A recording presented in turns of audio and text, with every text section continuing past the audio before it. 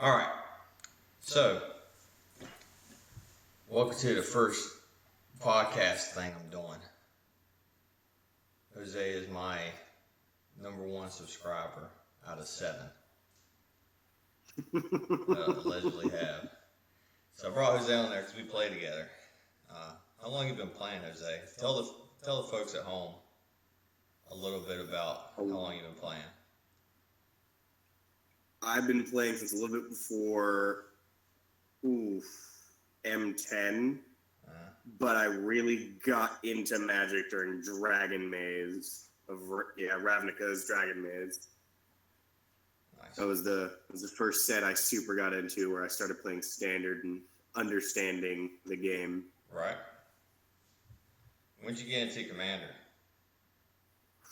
Commander was recent. I've been playing Commander for maybe about 3 years now. Nice. So then, like, the first year was whenever we're on deployment. Yep, that was yeah. Really when I super started into it and was able to play with people, because I had just discovered Commander. Because we were all trapped on post too. Yep, all we had to do was play Commander. That was a good time though. Yeah, that was my introduction to Commander. I've been playing since I was a kid back in like '99, and then I didn't know anything. I was like, I don't know, however old I was in '99, '11, and I went through Invasion Block, and I played that too, and then I took a break for a while because I was a teenager and Magic wasn't cool. Then I got back into it in college in 2015. And played through that block of Origins and Dragons, Tarkir, and like Zendikar or whatever. I can't really remember.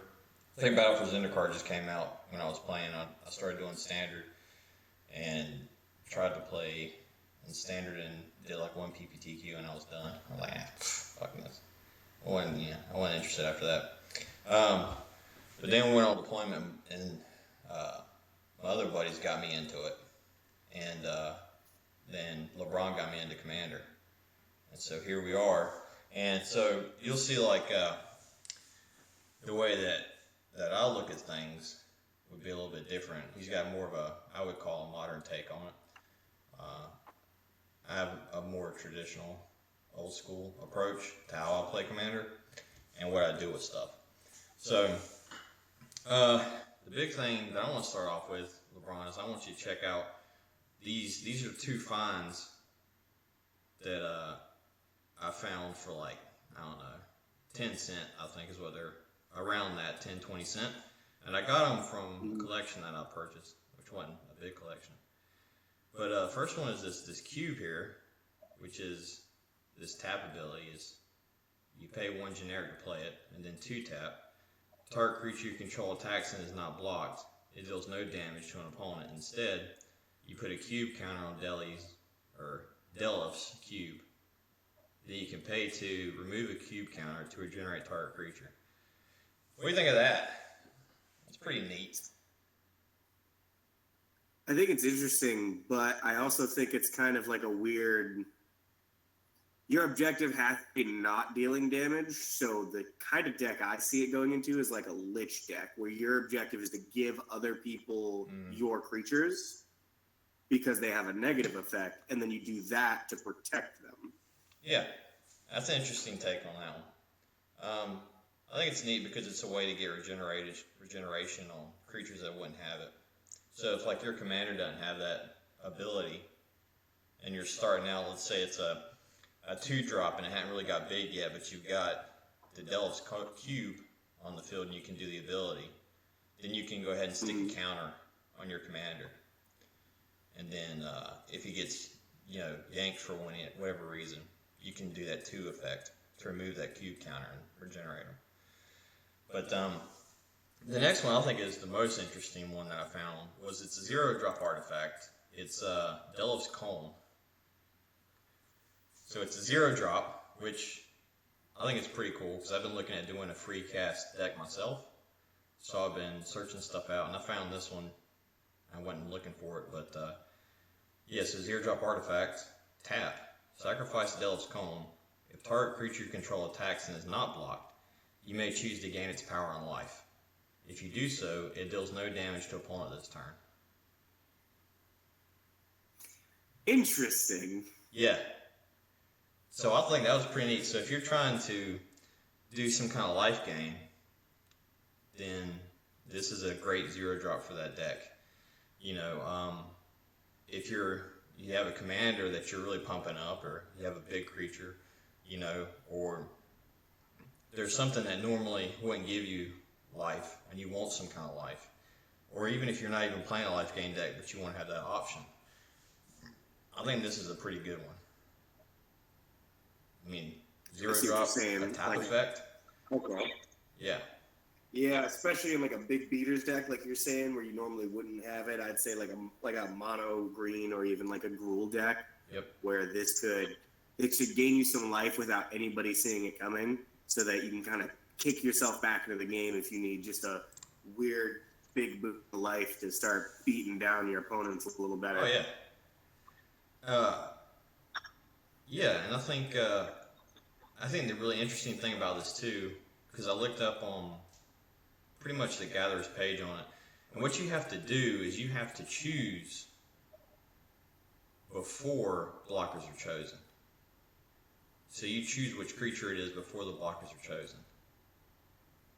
So even though it's a tap effect, you still have to do it before those blockers are chosen. So you can't do it after, which was the Gatherer's page, the wording that it came out on it.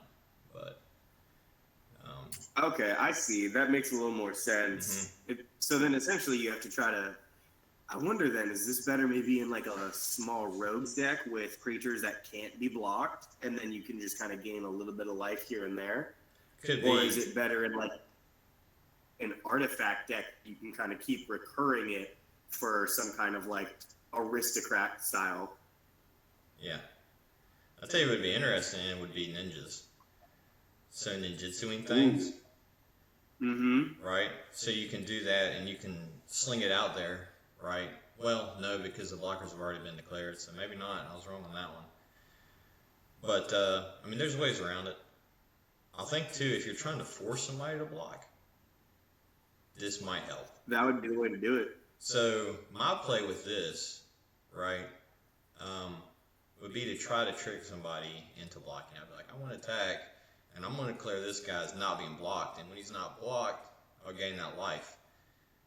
And I would put that on something like Phyrexian Obliterator, which is when that creature is dealt damage, it's your opponent, whoever dealt that damage to him, sacrifices that many permanents. So there's not too many lore effects, which is a green spell, you know, the 2-drop to where target creature must be blocked. Especially if you're playing mono black. So my thoughts were, well, why not just try to like get around it and do tricks? Because I mean, hell, you got to play deception. You got to bluff. That's part of the game. To me, it is at least. You know, trying to do a bluff and trying to trick somebody, even though you're playing in the open and you're being honest about what you're doing, you still want to see if you can get them to do something. And if I could sit there and, you know, pump that guy up with, I don't know, hatred, to where it's a 5-drop and you pay X life, this target creature gets +X/+0 till end of turn. In my mono black deck, I have a Delegate's Calling out. It's a 0-drop, pretty easy drop. Then I go ahead and swing with the Phyrexian Obliterator and put hatred on it and say, alright, well now it's a 25-5. And if you block it, you know, you have to sacrifice whatever damage you dealt to it. But if you don't block it, then I'm going to gain 25 life. Yeah, and all you're going to use that for is anything like Villainous Broker of Blood, get you some card draw, put some -1/-1 counters on stuff, or even Crick. I know he's one of your favorite black cards in existence. He's just lets you fuel Crick even further into just comboing out to whatever you need. You pretty much refund the life that you pay into it. But, you know, I don't know. You can get life It gain doesn't really triggers put you off of up that. or down, but it gives you the incentive to force somebody to either block or just get you your life back for the spell. Yeah. So I like to see it. I'm going to find somewhere to put it, and I'm going to try it. I have a couple copies of it. Again, it's a pretty cheap card. So, I don't know. But, you know what that actually might be good for? And I know this is going to sound kind of weird. Like an Arcades deck, where it's like Big Butts deck matters, because then you're hitting with very high toughnesses instead of powers. But because you're counting your power as your toughness, you're gaining 8-9 life off of one creature, where it really is a 0-9 or something. That's true. That's true. That's something that'd be good for. And it's one of these old cards that kind of plays into that strategy of, you know, trying to think outside the box with your creatures. Because at the end of the day, you know, my opinion is that creatures should be used as a tool, not as a win condition. I mean, of course, they can get you there. It sounds kind of stupid. Because a lot of times, you know, the games rely on you dealing your damage or whatnot. But the way I utilize my creatures is they serve some kind of a purpose, besides just swacking somebody in the side of the face. They're either an engine or they're a combo piece, you know? So I think this could be used for something pretty neat. But yeah, that's it for the new stuff. So we're talking about mulch stuff, and you want to do more mulch, right, with your Lord Windgrace, which I'll show right here. So I'll read it for the folks at home that don't know who Lord Windgrace is. He was a commander from 2016 or 2018, something like that. I believe 16. 2018. I see it on there. There's a copyright on there. So 2018, and this is one of the first ones you taught me into getting. And as a really good deck, you can pick up the whole deck for like $70 right now. Still, it was $70 such a good price last year, and it's still $70 right now. And it's one of the less expensive older commanders, but it's still up there. But so he's a 5-drop, which is a green, a red, a black, and 2 colorless. Legendary Planeswalker named Windgrace. And he can be your commander, and he was a commander in that deck.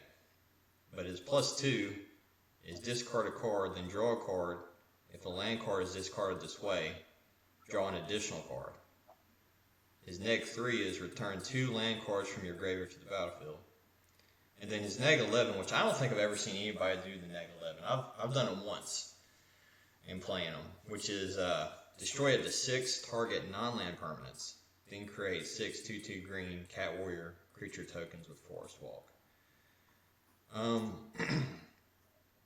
The last ability I don't think I've ever even used his ultimate either, honestly. Yeah. Actually, that's not true. I think I've used it twice before, and that's because everybody at the table forgot he was on the board.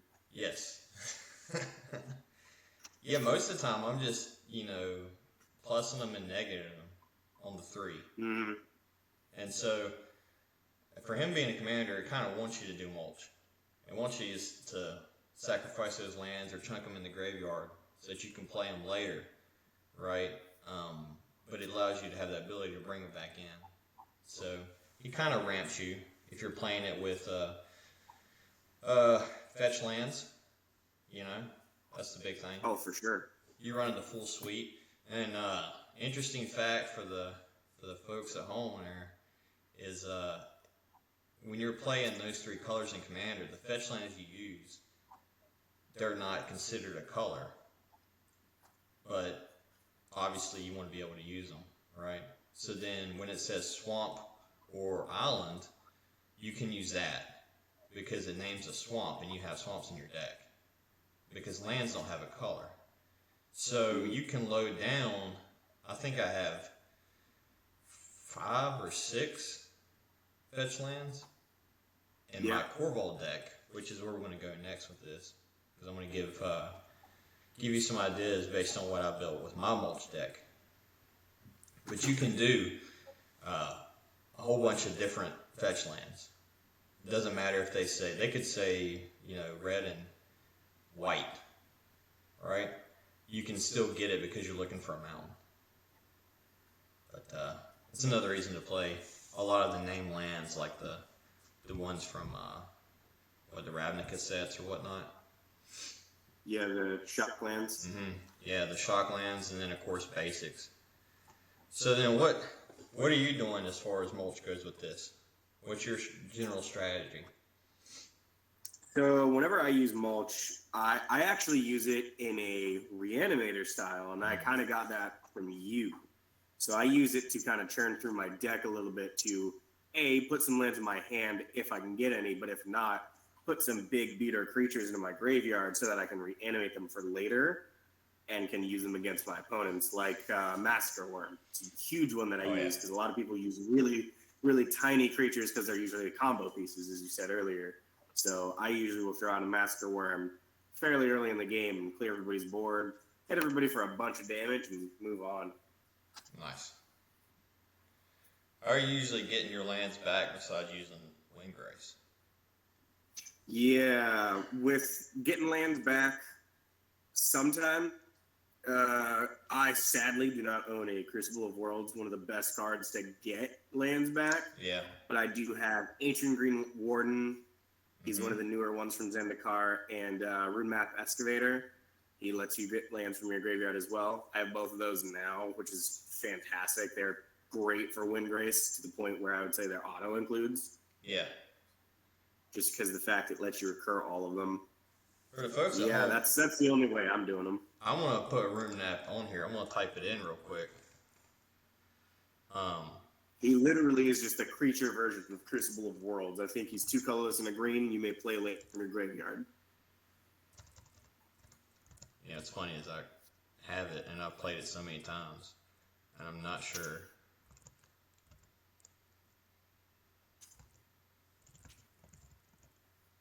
No. It's like run the map, right? Yeah, something like that. Run map. Alright, I should have planned for it. That's alright. I figured everybody kind of knows what that is if they're looking into mulch anyway.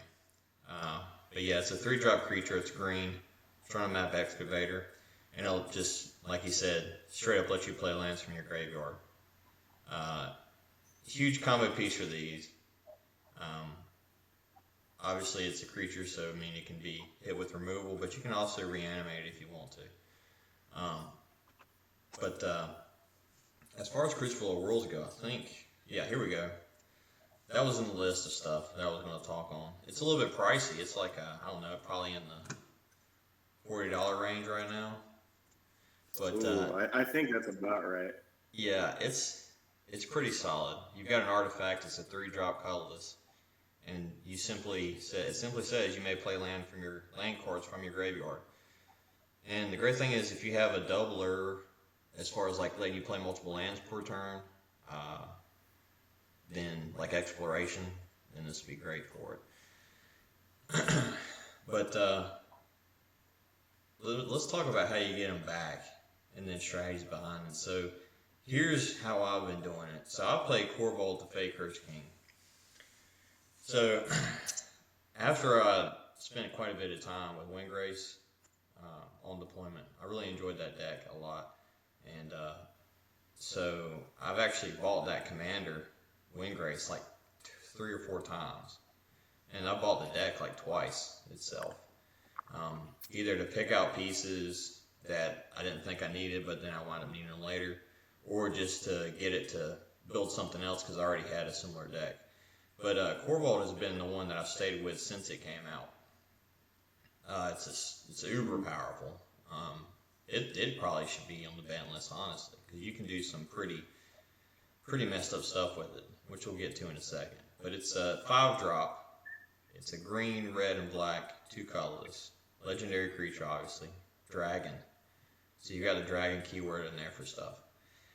Flying, when Korvold Fae Curesed King enters the battlefield or attacks, sacrifice another permanent. When you sacrifice a permanent, put a 1/1 counter on Korvold and draw a card. So, usually what I try to do, I was playing Korvold Creature Sacrifice for a while.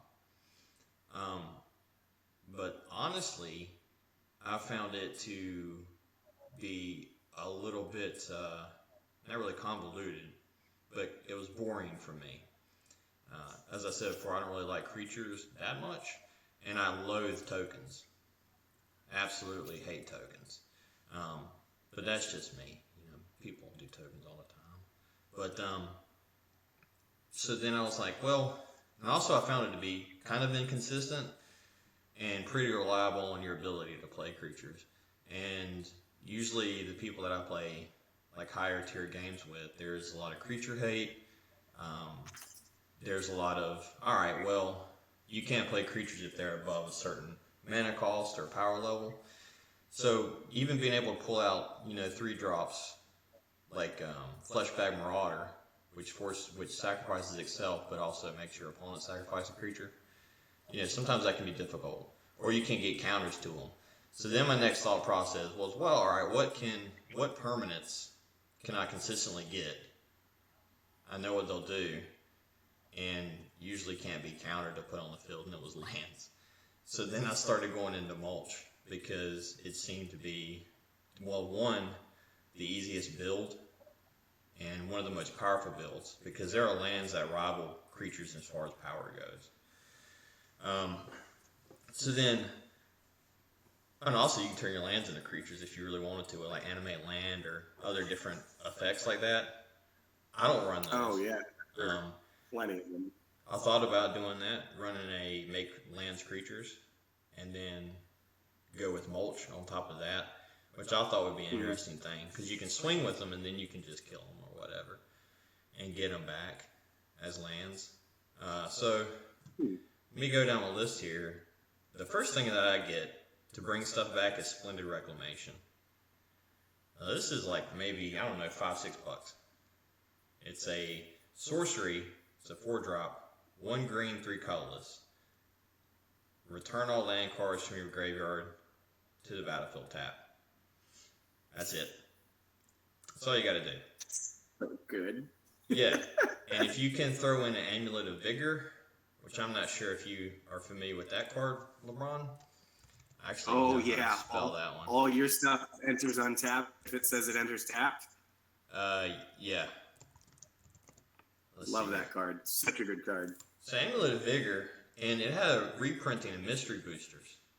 So it's you can probably find a copy for a decent price. I don't know. I bought mine a while back. So yeah, it's simple. 1-drop artifact. When a permanent enters the battlefield, tapped and under your control, untap it. That's any permanent. There are loads of stuff that come into play tapped, but lands are really my target for playing this and going off on something. Utilize the Splendid Reclamation. But let's go back to returning them. And my next one that I use is World Shaper. Are you familiar with this one? It's a Merfolk Shaman. Yes, he's in my windgrace deck. Yeah, it's great. So it's a 4-drop, 1 green, 3 colorless. When World Shaper attacks, you may put the top 3 cards of your library into your graveyard. If you're running something, if you're doing Tasigur the Golden Fang, this is an auto-include. Absolutely. Right? Because Tasigur the Golden Fang with your Delve and your Dredge and your Sacrifice, because you're in black, blue, green, the best tricolor combination in Commander, honestly. This guy is fantastic, because whenever, it says here, when World Shaper dies, put all land cards from your graveyard onto the battlefield tapped. So that's my second way to get lands back. Well, my third, because of Crucible of Worlds. So a lot of times I don't fool with the first one, because I don't need to, because I'll be drawing cards. So if I run out of cards, I'll be in trouble, right? Because usually what happens is, throw her down there. A lot of times I try to go find a Protean Hulk off of something, kill a Protean Hulk, toss World Shaper in there, and whenever I play Protean Hulk, I bring in Bantu the Glorified, which, you know what that one is? He's the Black God, correct? From Yeah, he's the one that sacrifices stuff. Yep. I think it's Bantu the Glorified. Nope, that's not it. It is Bantu God Eternal Bantu, which is a 5/6 menace legendary zombie god. It's for 5, so 2 black and 3 colorless. And he has menace. When God Eternal Bantu enters the battlefield, sacrifice any number of other permanents. Then draw that many cards. When God Eternal Bantu dies or is put into exile from the battlefield, you may put it into its owner's library third from the top. So a lot of times, I'll go into a bunch of creatures that are, or I'll have all my lands out or something, and I need a mass sacrifice trigger so that I can draw cards off of Korvold. Then God Eternal Bantu is my go-to as far as like dropping a creature. So the order of operations is usually when I get the Protean Hulk out, and I sack the Protean Hulk, and then everything enters the battlefield, right? I'll do my order, put everything else on the battlefield first, make sure World Shaper's on there, make sure that Anger's on there, and then Bantu enters, and I sack World Shaper, I sack Anger, I usually sack a good bit of lands, anything that I don't really need to get all my triggers. And the reason I go into sacking those lands would be a whole bunch of triggers that come off of that. So you get your draw triggers from God Eternal Bantu. You get your draw triggers off of Corvold. But then, once you have all those creatures out, this is assuming that you want to run in these combos. You might not want to. You probably have Get Rog Monster out, because it came out with everything else, because it's under 6. And Get Rog Monster is a 5-drop, 6/6, Death Touch. At the beginning of your upkeep, you sacrifice a Get Rog Monster unless you sacrifice a land. You may play an additional land on each of your turns. Whenever one or more land cards are put into your graveyard from anywhere, you draw a card. So you're drawing cards from like 4 different sources off of that. So you're getting 4 times the card draw just for one effect. Yeah. The goal is to draw your whole deck out, and that's how you win. Because you'll have enough mana to do whatever you want to. And then the other plus side of sacrificing all those lands and doing mass sacrifice would be Titania, Protector of Argoth. Legendary creature elemental. So she's great in elemental tribal decks. I've played her in those. She's excellent. She's a 5-drop, so 2 green, 3 colorless for a 5/3. When Titania, Protector Argoth, enters the battlefield, return target land card from your graveyard to the battlefield. When a land you control is put into a graveyard from the battlefield, create a 5/3 green elemental creature token. Right? I can't even describe how powerful that is, especially in Korvold. Well, it doesn't stop there, because her best friend in the entire world is Omnath, Locus of Rage. Because Omnath has a landfall trigger of, for the folks at home who don't know, Omnath, Locus of Rage is a 7-drop, 5/5, 2 green, 2 red, 3 colorless. Landfall, when a land enters a battlefield under your control, create a 5/5 red and green elemental creature token. Awesome. When Omnath, Locus of Rage, or another elemental you control dies, Omnath deals 3 damage to any target. So the goal, one of the win cons, is to have both of those out there, Titania and Omnath. You dump your lands into the battlefield, or either way you want to do it, you sack all your lands, right? Get your tokens off of Titania. You bring them back with Wilderness Reclamation into the battlefield, right? You create all of your tokens off of Omnath. Then you play a God Eternal Bantu, or if you don't have a Bantu, for whatever reason, he's in exile or whatnot, which they should be, there's another card you can play called Reprocess, which is another one of my favorite cards. And I like this better than Bantu. So it's a 4-drop sorcery. So 2 black, 2 colorless. Sacrifice any number of artifacts, creatures, and or lands. Draw a card for each permanent sacrifice this way. One of the most underrated cards in Commander, in my opinion, especially in sacrifice decks. So you just drop your Reprocess, you sack all your lands, you draw all your cards, you get your tokens from Titania, Then you sacrifice all the tokens from the land drops that you got off of Omnath, and you kill everybody with multiple damage hits from your stupid little tokens you made. That's so actually powerful. Right. It's a fun time, honestly. Reprocess is probably, like I said, underrated. It's like $2 or $3, guaranteed. That's my top pick for this. If you want to do mulch and you're in black somehow, or even if you just want to do mass creature sacrifice and you need to draw some fucking cards, Reprocess is your card.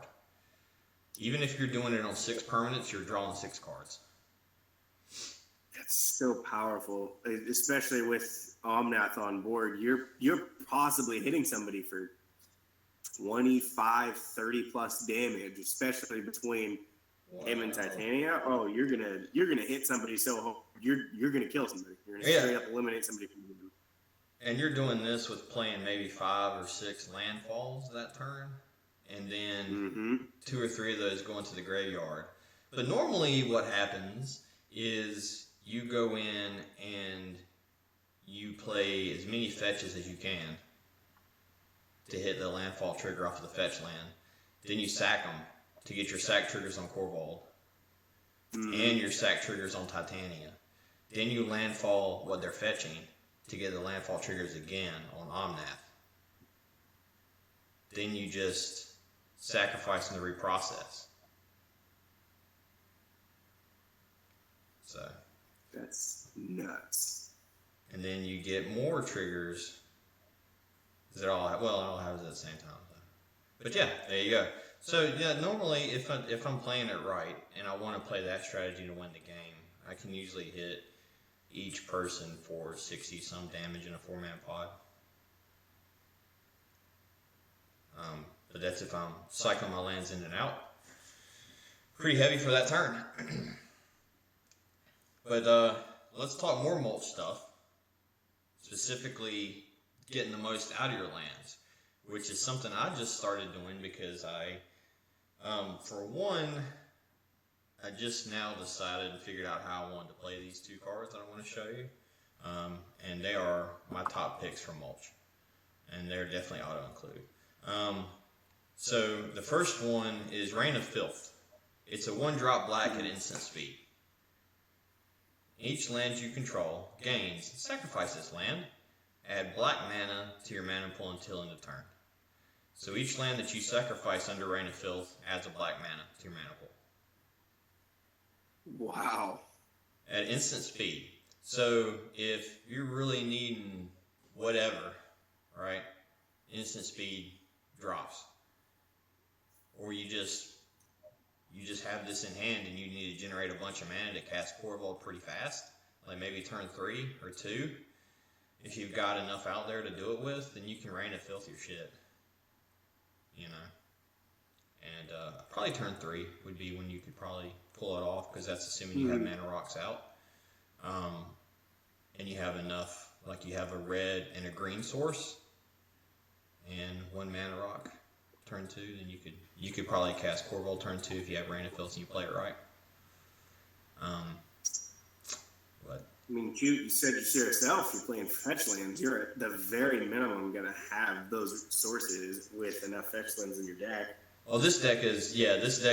So I'm giving an overview off of the deck that I've built. So this is not including all the extra bits, right? So. You know, it's like there's like, I have 2 mana dorks in there. And I don't want to do a full breakdown because I want to keep it focused on the mulch thing. But there's plenty of mana dorks, plenty of ways to fix your mana in that deck, because it's imperative so that you can play all these different spells. And a lot of them are very mana intensive. And the mana curve is pretty high for what it is, but you're cheating a lot of stuff too. But let's go to the best pick. And if you're going to, this right here, 50 cents maybe. Not that much.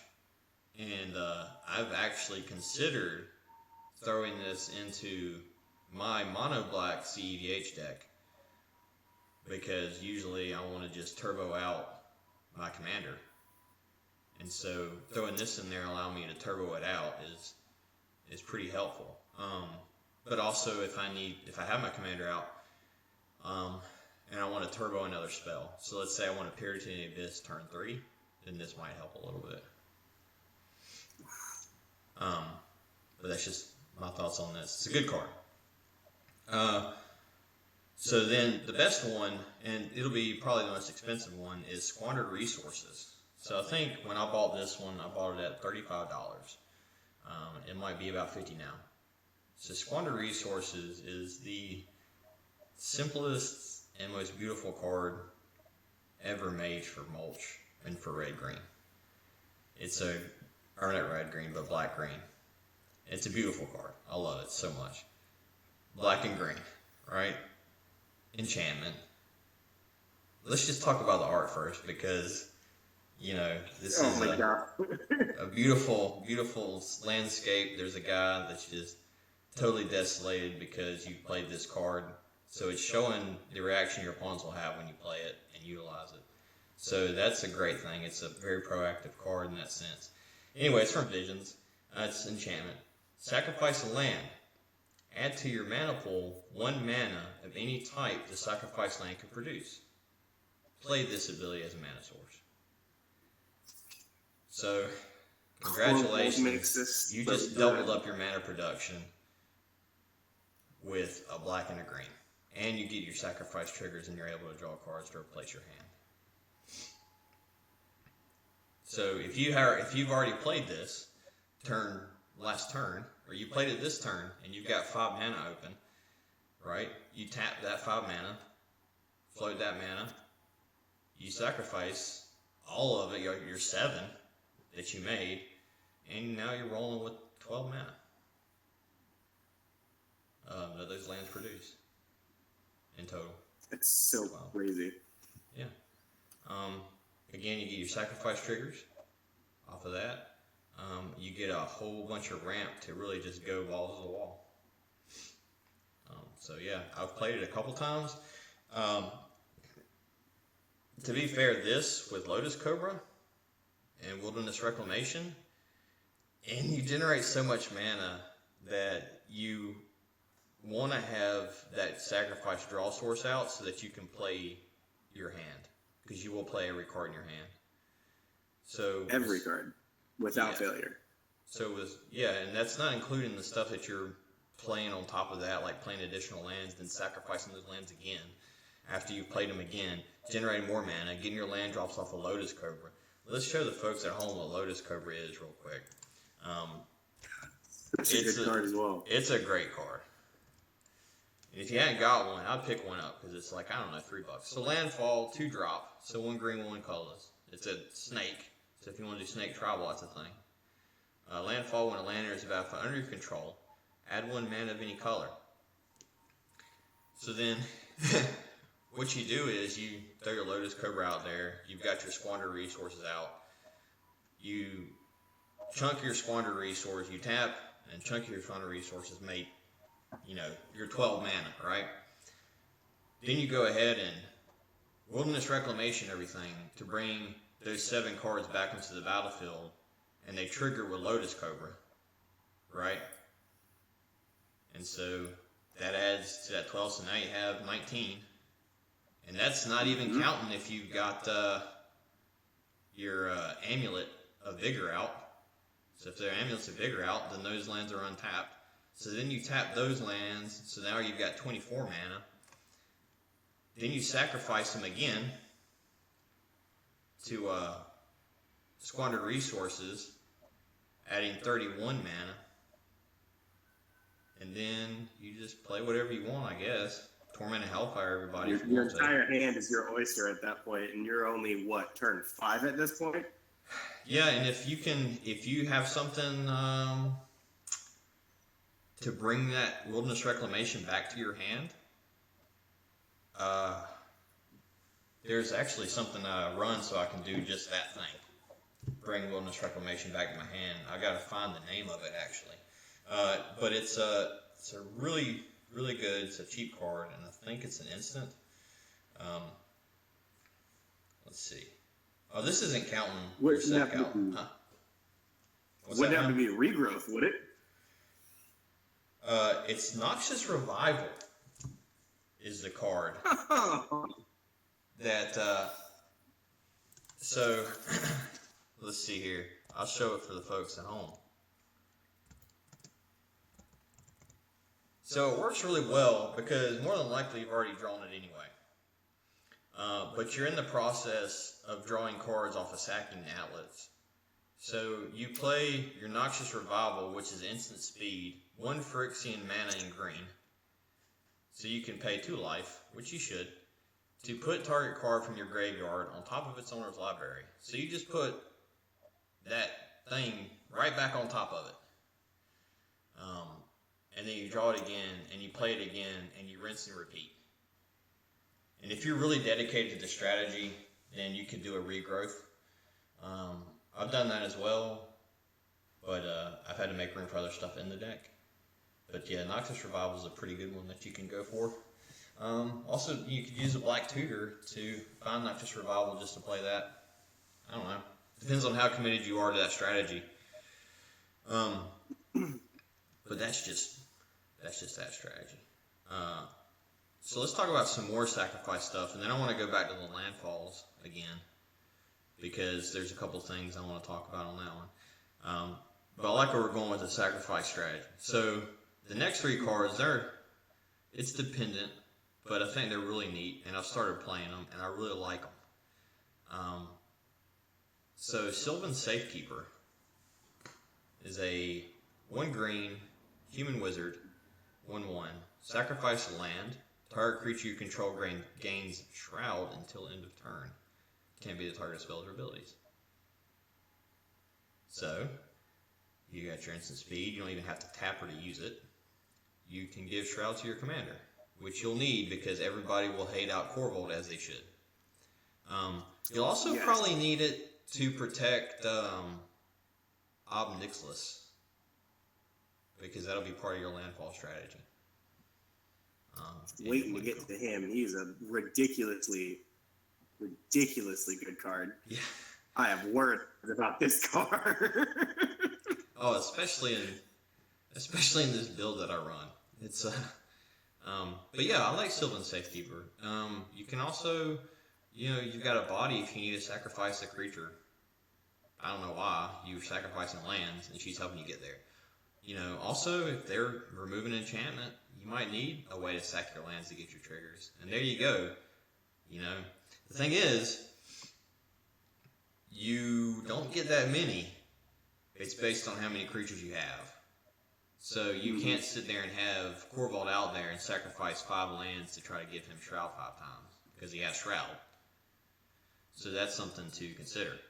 Once you give a creature Shroud, you can't do it again, because they can't be targeted by you or your opponent. So it's a little bit limited, but a lot of times I use it to gain momentum in that deck for Korvold. Because you're going to get a sacrifice when he attacks. And let's be honest, he's a flying creature that's probably a 10-10 by the time that you're starting to play this. So then you're going to get that attack. But let's say that wasn't enough for what you drew, and you want another card draw, then Sylvan Safekeeper and give him Shroud. Right? Mm-hmm. This will go into another subject we're going to talk about, which is, this is why you don't need Swiftfoot Boots. You can't tutor for Swiftfoot Boots in red, green, black. You can tutor for Sylvan Safekeeper. Plenty of ways to do it. Yes, sir. You can honestly, another great thing about having her in the deck with old Protein Hulk is throw her out with Protein Hulk, and if you don't want to sacrifice anything, give your entire board Shroud. Good for you. Everything that you just dumped out of your deck has Shroud. But the price of all your lands that you sacrificed, but then drew a ton of cards off of, so. And generated so in the way you have the deck, it doesn't matter. Yeah, it doesn't matter at that point. The next one that I really like, and I actually have been running quite a bit, is, I love the name too, Need for Speed. This is a real card. It really exists, and it can be had. Sylvan Safekeeper is a little pricey. Need for Speed is not. I think it's like $1. But Need for Speed, It's from Odyssey, of all places. That block has some pretty good stuff. I didn't like it back in the day. Nobody did.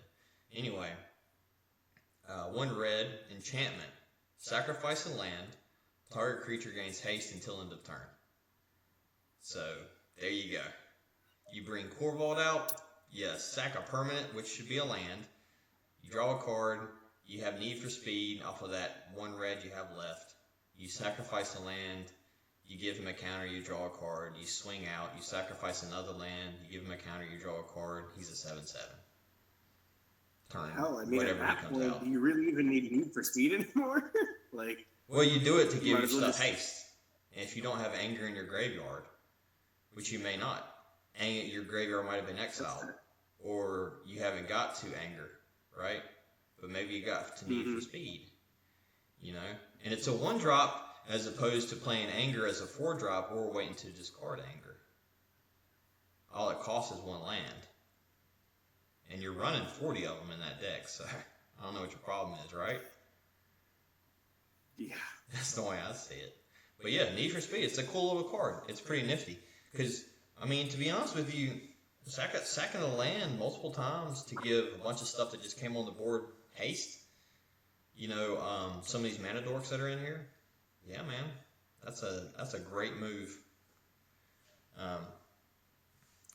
But then the last one is something that I found recently, and I want to put it in there in this deck, but I haven't really found a spot for it yet. It hasn't really come into my strategy as of yet, and it's Army Ants. So we're looking at a insect. So anybody that's playing that Gristle or whatever his name is, look out for this. Mm-hmm. You got red, and black, and 1 colorless. 1/1. You tap it, sacrifice a land, destroy target land. Yeah. So you get your sack trigger, and then you're able to destroy a land. You're paying 3 to get a strip mine on the field, and you can tutor for it. Of course, you can tutor for a strip mine, but if you can't bring strip mine back, or strip mine's been exiled, or you don't have Rumak Excavator to where you can play strip mine out of your graveyard and Summer Bloom it to play strip mine 3 times a turn to absolutely devastate your opponent's board, maybe play an Army Ants. You know?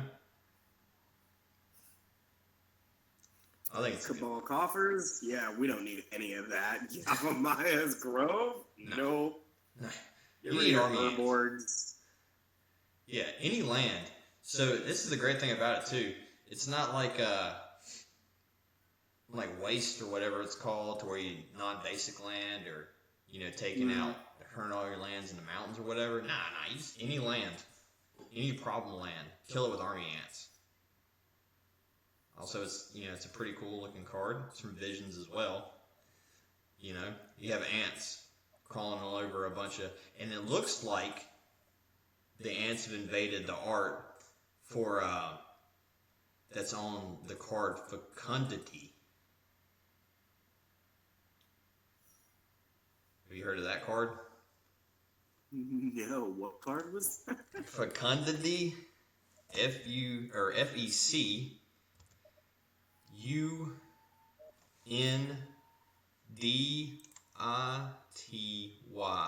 So the one that's popping up is the newer one, right?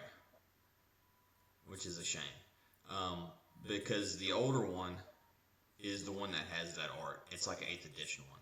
But Fecundity is an enchantment for 3, 1 green and 2 colors. When a creature dies, that creature's controller may draw a card.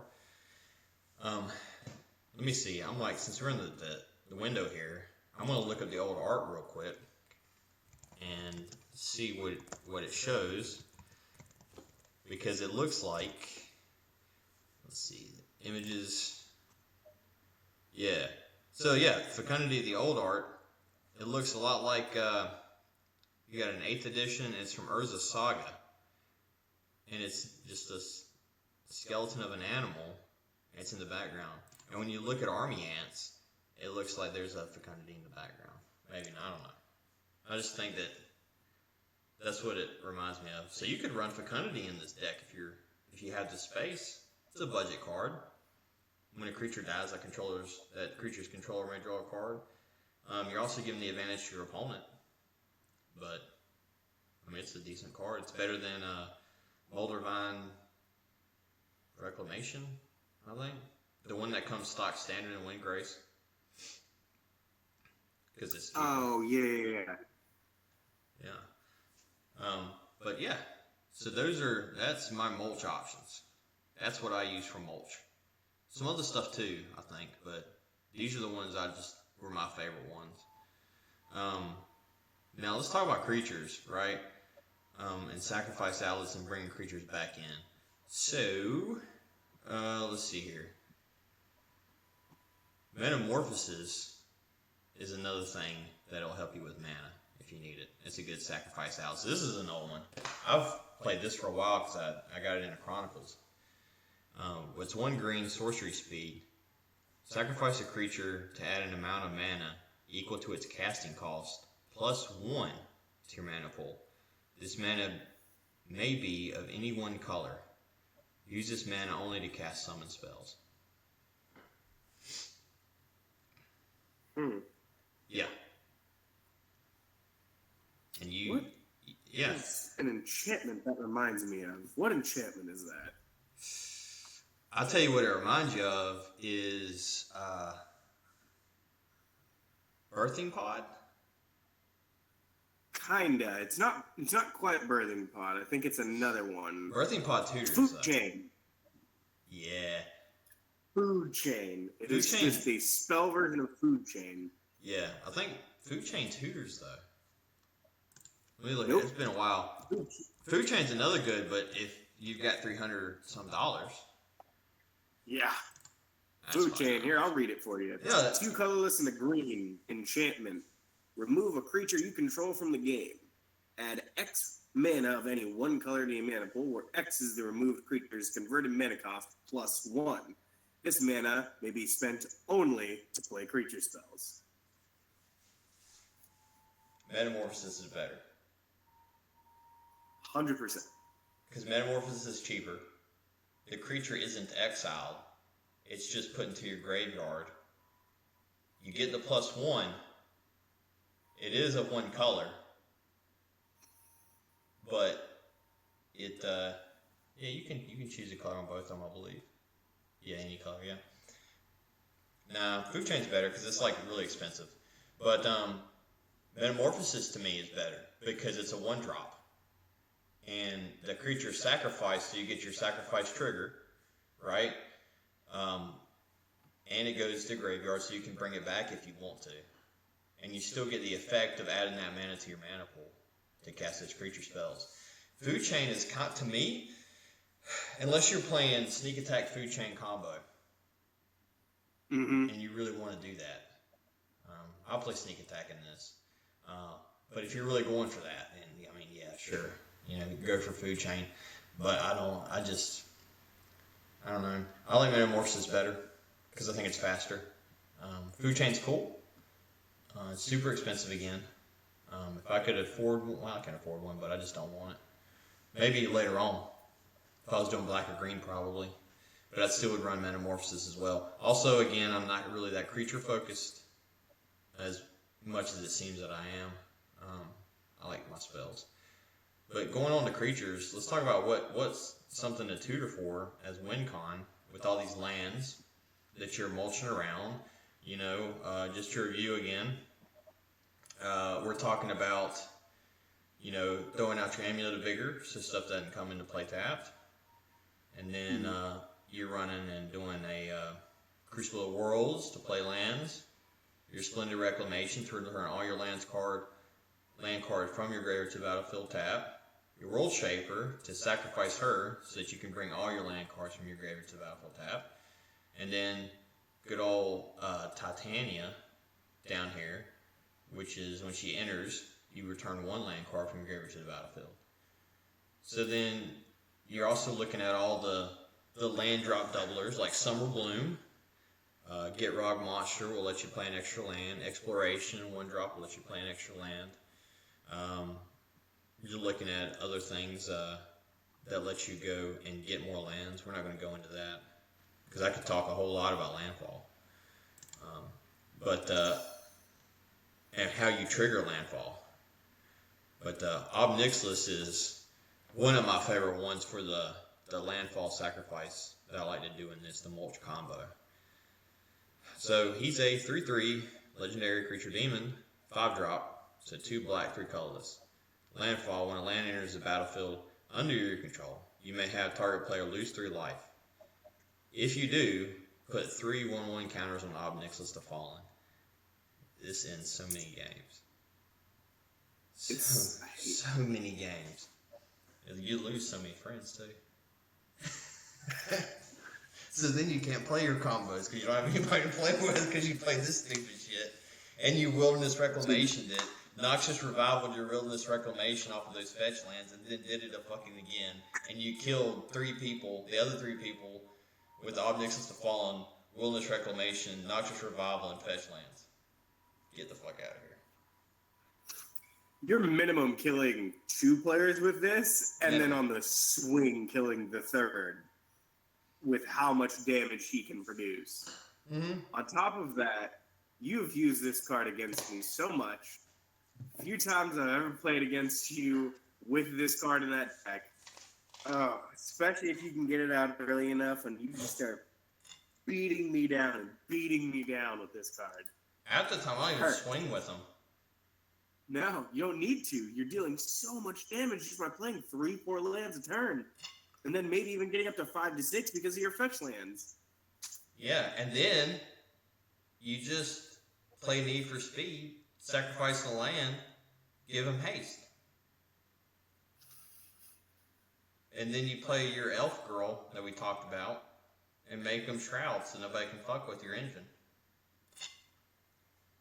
And then he sits there and he slowly drains your opponents dry. Yeah, you don't even have to attack with them. Or, You know what you could do? You could take your Ob Nixilis, put like 30 counters on them, right, from doing 10 drops or whatever. And then you can attack your opponent, but because you're a sadistic fuck, you activate Delphi's Cone. And you just gain life. It's either you block my creature and take a bunch of damage, or I gain a bunch of life back from everything I've just done to you. You're doing your job, though. They won't have creatures. Yeah. Or maybe they do and you just don't care. And you just want to attack with the 30-30. Yeah. Or 33-33, sorry. Because it's multiples of 3. Yeah. So vile. Yeah, it's pretty funny. Yeah, so those are the win cons that I run in my mulch deck. Getting there is a whole nother thing. You know, I don't want to spend fucking forever talking about my stupid deck. Right? But, yeah, so what are your thoughts, man? Are you thinking about using any of these? Do you have any suggestions that you would like to add to this? I think based off of the deck that you're telling me, you've kind of got it going in the right direction. I also run windgrace. Maybe. Oh, yeah, you're doing yourself dirty justice. You have to because, I mean, he's windgrace. He's a great card. You pretty much stolen his deck. Nah, it's a totally different deck. But he works so well. Mm-hmm. You've got the creatures to cover him, right? Or you just use them once. Fuck, half the time I just use them once. Just so I can return land cards and get landfall triggers. Either on Omnath or my boy over there, or maybe even Lotus Cobra. You know?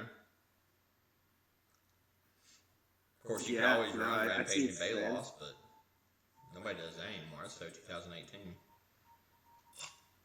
Yeah, I really don't think there's a whole lot that needs to, like, change into it. Maybe, I mean, I'm sure you run Field of the Dead and everything like that, getting yourself some zombies. No. I don't care about that. Maybe try. Field of the Dead does nothing for me. You think so? I don't care about creatures. That's fair. I guess with with the way you're sacrificing all your lands, you're probably never going to hit the 7 land mark anyway. You do. Man, I tell you what, man. Between I'm trying to remember the name of them now.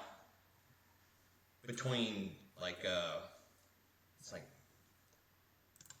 Bountiful. Oh, Boundless Realms. You know what that is? Yeah. Let me talk about this for the folks at home. Well, I guess we might as well talk about landfall because this is, I mean, we're in that subject now. Let's talk about some landfall. Why not?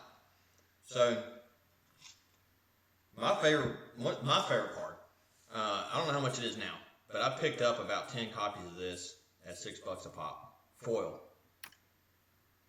Ooh. Because I love this card so much, and I think it's an auto include in any green deck. Anything that has green in it, you should do Balance Realms. Unless you don't want to do that, but it's a 7-drop, which isn't that bad, especially if you're doing a bunch of lands and you're doing landfall. You have the lands, and it relies on those lands. But 1 green, 6 colorless, sorcery speed. Search the library for up to X basic land cards, where X is the number of lands you control. Put them on the battlefield tab. Boom. Minimum, maybe 5 basic lands, because you have 5 basics on the field. I'll run quite a bit of basics in this deck, even though I've got a lot of those. That's another reason why I don't run Field the Dead. It cuts into a basic slot. Yeah. I don't care what anybody says. You know, this isn't top tier CEH. This is just a highly competitive pod deck. This is probably my best pod deck I have for going against other people. But yeah, Balance Realms is a good one. Let's see here. There's another one that I run that's just, well, you know, you have Explore, Great Henge. Let's see here.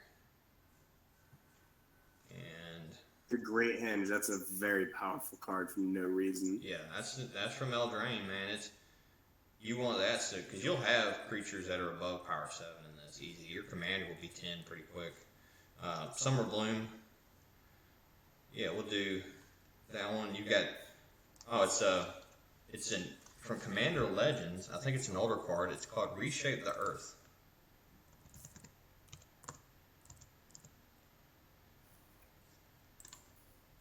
So this one is a 9-drop. It's mana intensive. Oh. Very mana intensive. But you have forest. So the majority of the cards that I run in this deck are forest. So you got 3 forest, 6 colorless. Sorcery speed. Search your library for up to 10 land cards. Any land. 10 of them. Put them on the battlefield tab. Shuffle your library. Boom. 9 mana in a landfall deck with mana dorks and artifacts. Easy. Easy peasy. Especially at that level, whenever you're wanting those lands to play out the rest of your deck so that you're not drawing into dumb land cards, yeah, go for it. You know? Let's see here.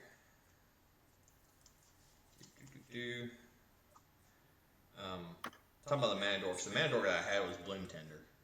That was the one that I couldn't remember her name. Another good one to be able to have need for speed for.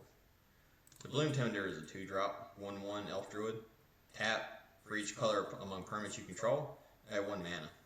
So if you got your commander out, most of the time you'll be having all those colors out between your enchantments. It's another reason to run those 1-drop enchantments. So you can have black, green, and red. So she's ready to go. Let's see. But as far as the rest of the tutors go, Scratchrod's Claim is a good one. Oh yeah, my other favorite one. I can't believe I forgot this one because it goes into mulch. I haven't played it in a while in this deck, honestly, because I've been not really having to play it. I've been doing other things. Escape Shift. Ooh. Ooh, yeah. I've got that in my windgrace deck. It's a great card. 2 green, Very great card. 2 colors. Sack any number of lands. Switch your library for up to that many land cards. Put them on the battlefield tap. So, it's a pretty good one. It's a cheaper Boundless Realms, but you have to sacrifice these. You're not just getting them.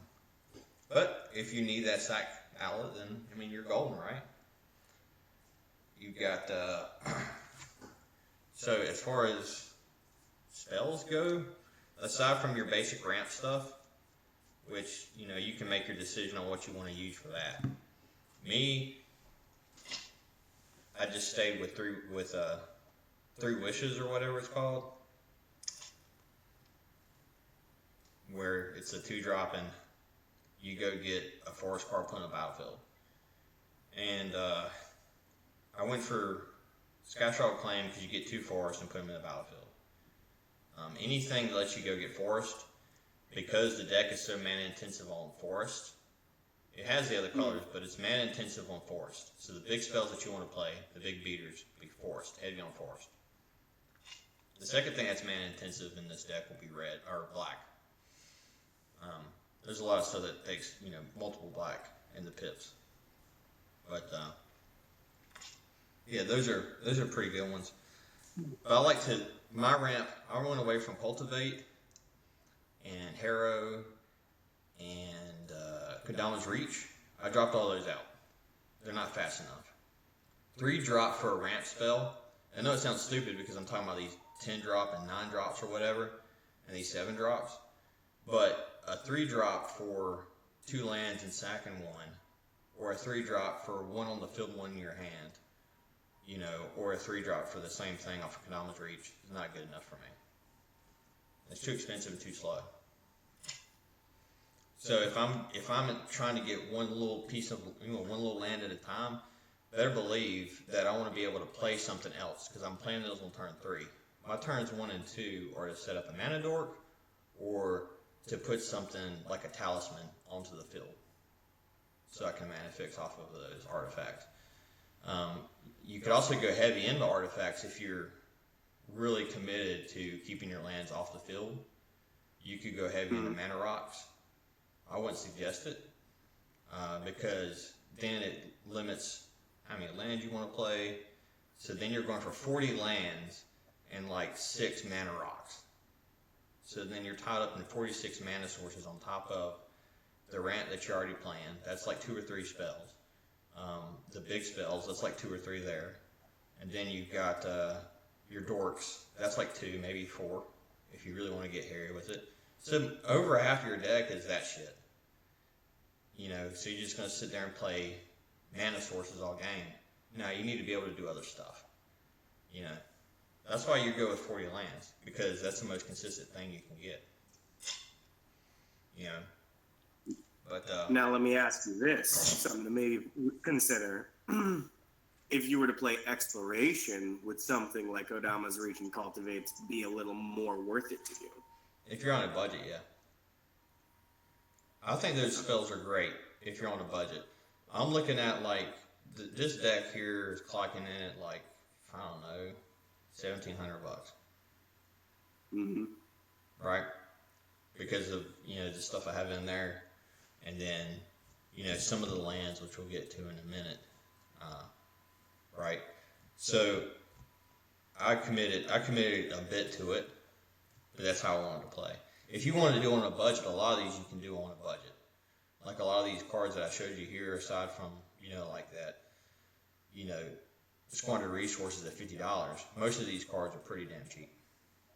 And a good base. And you could build around just having those. You don't even need, like, the big spells that let you go get a bunch of lands. Boundless Realms? Yeah, sure, it's $3. Probably. You could probably get a regular copy for maybe $4 or $5. You know, I don't know. Mm-hmm. It's cheap for what it is. You know, you can get your Squandered Resources. But let's talk about some cool lands that'll help you, not really ramp, but help you play other lands.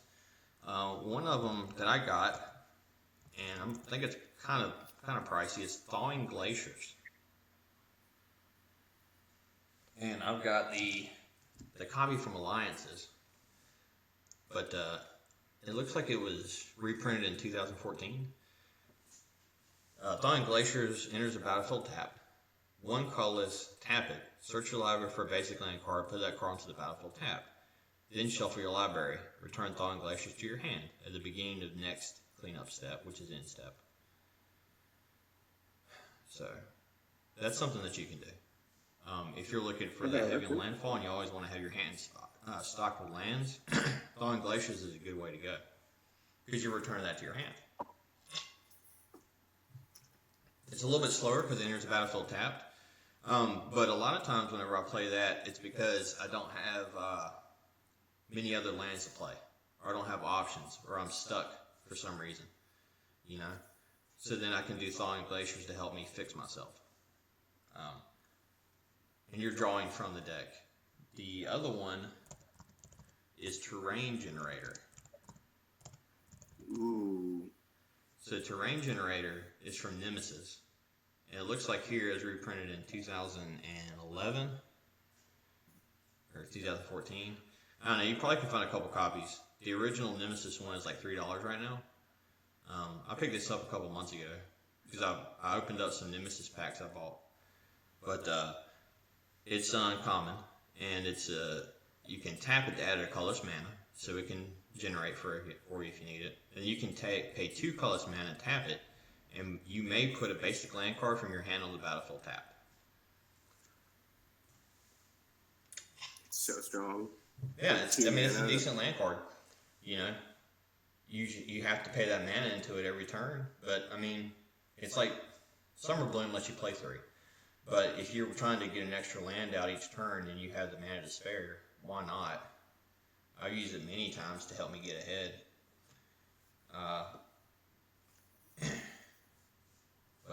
Yeah, those are some of the ramps that I like personally.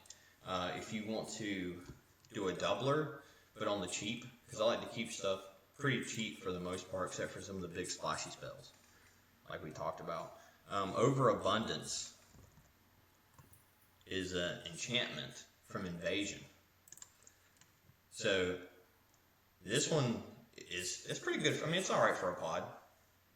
It helps lessen the blow of all the crap you're about to do.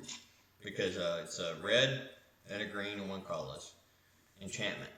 When a player taps a land for mana, that player adds 1 additional mana to his or her mana pool of the same type, and Overabundance deals 1 damage to him or her. So, you know, they can be squirrely. If it's near the end of the game, people might not go for it, but if I have a response, I would probably go for it. But as far as in this deck, sure, let's say you got board wiped, and your graveyard's exiled, and you don't have lands to play, but you have some in play, but you can't bring them back, Overabundance will help you out a little bit. You know? I think it's a pretty solid one. I think it's fairly cheap right now too, to be honest with you. It's about $5 card. $5, that's not bad. Not at all. That's actually something I might pick up myself in windgrace. Oh yeah. But it's a good one. You know what I forgot about the mulch that I still run to this day? What's that? It's an artifact. You know what it is? Let's hear it. Zurin Orb. Ooh, I remember this guy. Zurin Orb is one of the very first cards that I started doing mulch with. And I wasn't even doing mulch. I was just looking for sack outlets on the cheap to put in my initial deck. And Zurin Orb is cheap as hell. Well, for one, it's a 0-drop mana cost. But also, money-wise, it's pretty cheap. Because it's been reprinted a lot. And you sacrifice a land to gain 2 life. So, you know, you've got your life gain that you know that you need. Because you might not have that. But you also have your sacrifice outlet for a 0-drop. It's a great card. Like I said, it's pretty cheap. You can find like a 50-cent copy of it. Nowadays, I'm pretty sure. You find even cheaper. It got reprinted in, I believe, was it Modern Horizons 2? Oh, yeah. Yep, that's what it's showing right here, yeah. Yeah, it's a good card. It's an uncommon. It's easy to find.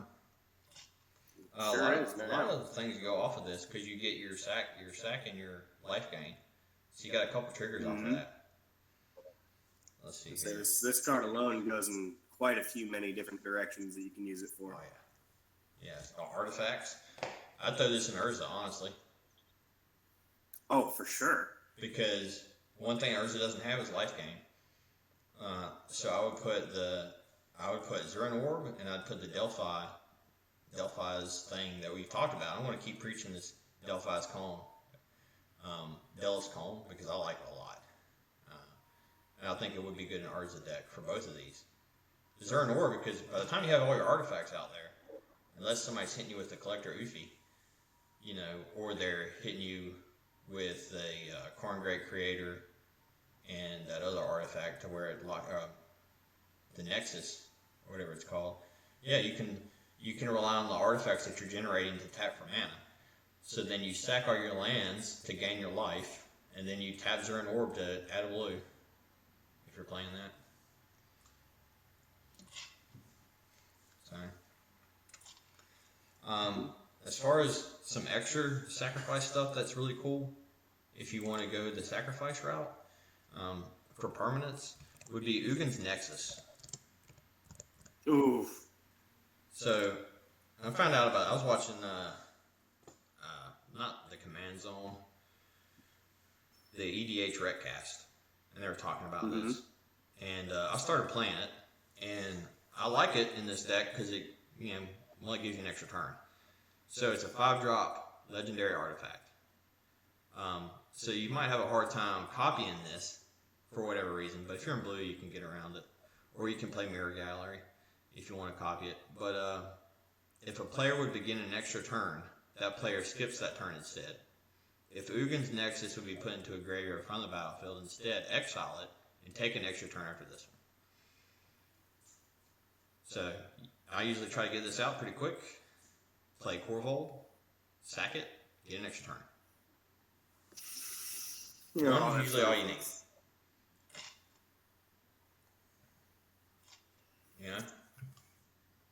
Yeah.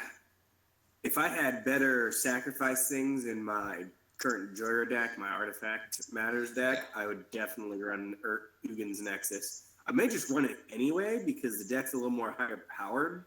So a lot of people who I'm playing against with it are taking extra turns and doing stuff like that. Yeah, shuts them down completely. Shut the hell down. That's the other good benefit about it. Sometimes I won't even sacrifice it if I know somebody might be playing. I mean, somebody plays Expropriate. Okay, cool. I'll vote for time. What are you gonna do? All that goes away. Yeah. But yeah, it's a solid card. So those are that's actually the bulk of it, really. Besides like the mana rocks and some of the like other little creatures and stuff that's in that deck and the lands. That's pretty much everything that's in there. We've pretty much covered the entire mulch deck that I run. I mean, shoot, it's an interesting deck. I've watched it go off and do unholy and unrealistic things that I feel shouldn't be real. But man, when you watch everything pop off, it's very fun and interesting to watch. Yeah. Even just playing against it. Oh, you know what I did forget? That's a great one. Is Escape the Wilds. Oh yeah, that card's really powerful. Yeah. Actually, I think I need one for my windgrace deck. Oh yeah, 100% because it fits in those colors. You got a red and a green, 3 colorless, sorcery speed. Exile top 5 cards in your library. You may play those cards exiled this way until the end of your next turn, and you may play an additional land this turn. So a lot of times that'll help you go off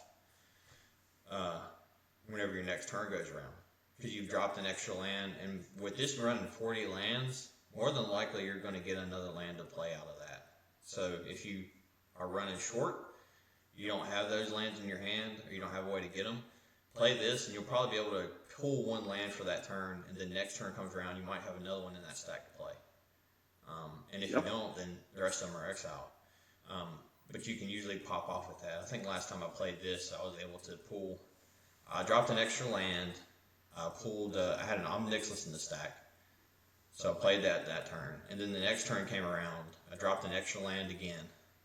Not an extra land again, but a land from that stack. I played that for a turn, and then triggered Omnixless.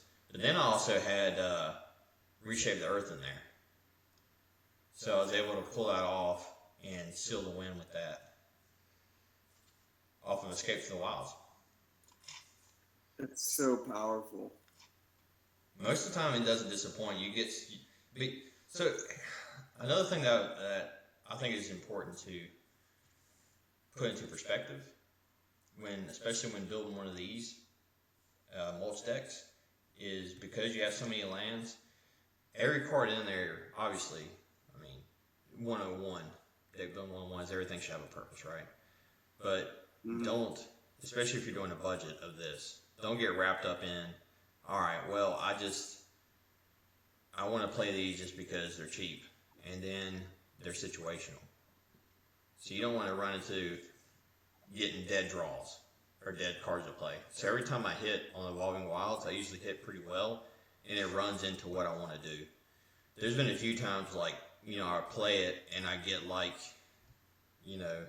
Reprocess and Bantu in the same stack.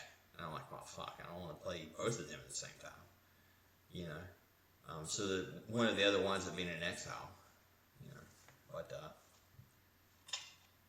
most of the time, you hit pretty good on it. It's a solid one. And it's from Eldraine, so it's not too expensive, I don't think, because it's rotating out of standard, so you should be able to pick it up for pretty cheap. And any red-green deck could be good in. But, yeah, that's pretty much the deck, honestly. And those are my strategies for doing mulch and having multiple win cons within that mulch. Because with you playing the red, green, and black, you don't have access to your counter spells. You're not going to have access to a lot of removal. I don't run too much removal. I started playing Shattergang Brothers in there so that I can deal with enchantments and other artifacts. I guess I'll type that one in there. I haven't actually played it yet. I put it in there yesterday. I've had it sitting in one of my boxes for a while, and I decided I wanted to try it out. So Shattergang Brothers. Oh, I actually have seen this before. Yeah. Is green, red, black, and colorless for a 3/3 legendary creature, Goblin Artificer. So black and 2 colorless. You don't have to tap for any of these abilities. You can use it right off the bat. You sacrifice a creature, each other player sacrifices a creature. Red and 2 colorless, sacrifice an artifact, each other player sacrifices an artifact. And then green and 2 colorless, sacrifice an enchantment, each other player sacrifices an enchantment. It's so strong. It's pretty solid. With it being a 4-drop, it's pretty easy to get out. It's a creature, so you can pop it out, if you're cheating creatures out. If you're doing, your Protein Hulk, or you want to tutor for it with Whirly Tutor, and there's problem artifacts, yeah, sure, go for it. You can dump mana into it. If you've got 4 mana, especially in that intensive color, you can do each one of those usually. When it comes out, you can do one of them, maybe more. And next turn, you could probably do 2 or 3 of them. You get your sacrifice trigger, and then they're sacrificing their stuff, so you're getting around hexproof and indestructible. Yeah. Actually, that's unreasonably good. What the heck? All you're doing is sacrificing your stuff. You just make this into a deck of its own. Make it a reanimator deck, and you start pounding on people. Yeah, you could totally do him as a. I think the Shattergang Brothers would be an interesting sacrifice deck.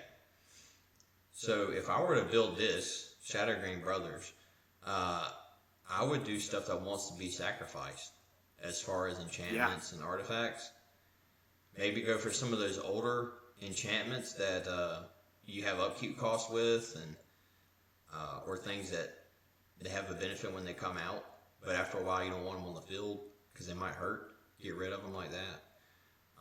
That quick one-time use, and then it starts hindering you slowly. Another thing too is I think it'd be really good, especially with the mana intensive on the creatures. And because of all the permanents in play, if you could run this and you could do Tegrid, God of Fright, in there with it, and run her on the field when Shattergang Brothers is out, and then you cook off Shattergang's abilities, you own the board at that point. You have everything that's there. But let's for the folks at home, let me pull up Tegrid. Or Tergrid. I always I'm terrible with names. I call everything but what it is. That's so true. So, Tergrid, God of Fright. I have her built as a commander. And it's just awfully hateful. Yeah. It's just so hateful. It can be boring to play. But if you're in a pod that, everybody just hates each other, then play Terragrid. Oh, so you mean ours? No, you guys aren't there yet. Some other pods that I play with, every now and again when I go down, I visit my friends and we play. We used to have a card shop together. And so I'll go down there and play with them. And we'll play CEDH stuff. And it's awfully hateful when we play. But we're not hateful to each other. We're just hateful in what our decks do to each other, honestly. But yeah, Tergrid. So let me read this for folks at home here. It says 2 black, 3 colorless for the creature. Legendary creature god. Menace, 4/5. And she has, when an opponent sacrifices a non-token permanent, or discards a permanent card, you may put that card from a graveyard onto the battlefield under your control. And then the flip of that, you could play it as an artifact if you don't want to play her, which is Tergrid's Lantern. 1 black, 3 colorless. Tap. Target player loses 3 life unless they sacrifice a non-land permanent or discard a card. Or you can pay 4, 3 colorless, and untap Tergrid's Lantern. So you can, pop that off back and forth if you needed to.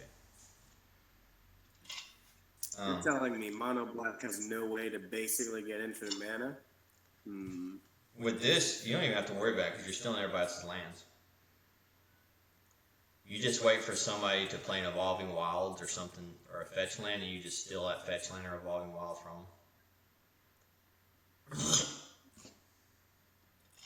Yeah, she's so ruthless, Makari. She's a bad time. So I would say I think it'd be an interesting build to do Shattergang Brothers and have Tergrid out there. And you can tutor for Tergrid off of like Worldly Tutor or any of the other things that just bring her out. Mm-hmm. And then you can play stuff from your graveyard. You could really do a Yawgmoth's Will if you wanted to. You could go heavy into the creature build, heavy into the artifact build, and heavy into the enchantment build. And you can steal their enchantments. You can get really shitty enchantments. How about these 1-drop enchantments that have you sacrifice lands for stuff? After they serve their purpose. That's my plan, at least in the current deck that they're in, is the stuff that already serves their purpose and I don't need it anymore, I'll just sacrifice it, get my card draw, and then steal somebody else's stuff if I had Tergrid out. Or just make them sacrifice their stuff. So you can pull so much off with her and those guys. And it's pretty ridiculous, to be honest. Yeah, it's insane how well those two synergize. It looks like 2013 Commander deck is when it was in. Judging from the symbol, I don't know. I don't even know what. Prosh, probably. Yep. That's my thoughts. It's probably Prosh. Because he's 3 color. He makes a bunch of creatures and shit like that. Yeah, Shattergang Brothers it. What you could do too is you could do like opportunistic dragon to get something of theirs to sacrifice. Oh, then you sacrifice it and then make him sacrifice more. Yeah, you could do that. You could do, there's another dragon that's like that. Valdrock gives you stuff for having artifacts. Mm-hmm. You could generate treasures to sacrifice the treasures to make them sacrifice their artifacts. Snap. There's plenty of new builds with treasures. There's a really good fast build for Corvold that utilizes treasures. Because you're sacking the treasures to get your mana, and then that sack feeds into Corvold, and you're generating more. I wanted to go for Mulch, but if I wanted to build, well, actually the powered down Corvold deck that I built not too long ago, because I have 3 decks for Corvold. The second one that I built was centered around generating treasure tokens. Mm-hmm. You do all kinds of stuff on a budget for that. If you're trying to go into that realm, I mean, I'd have to really think about it and pull them. Right off the top of my head, Savella Ice Shaper would be a good one, and she's a good one for any of those combos. It's Savella or Savella. If you find it and you can read it off, Selvala, you mean? I don't know. Yeah, the Ice Shaper. From Callahan, I think.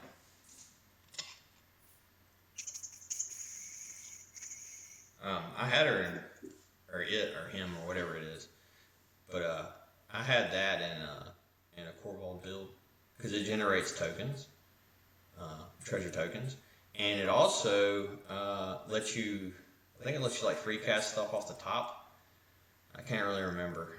It's pretty effective, and it's a budget uncommon, if I remember correctly. But that would be a good one in Shatter Game. You know?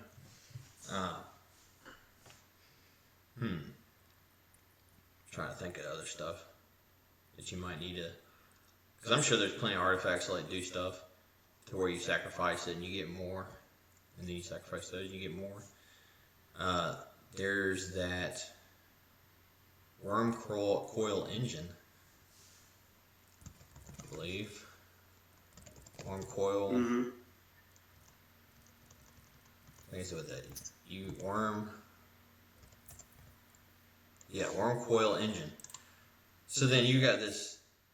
You can put Worm Coil engine in there. 6-drop colorless artifact creature, worm. Death touch lifelink 6/6. When Worm Coil engine dies, create a 3/3 colorless worm artifact creature taken with death touch and a 3/3 colorless worm artifact creature with lifelink. So I would swing the Worm Coil engine, do your swings if you wanted to. Then I would, if you needed to, sacrifice this guy after you get your lifelink or whatever, or force somebody to block them because you're going to be getting life anyway. So you put out Delphi's Cone out there, right?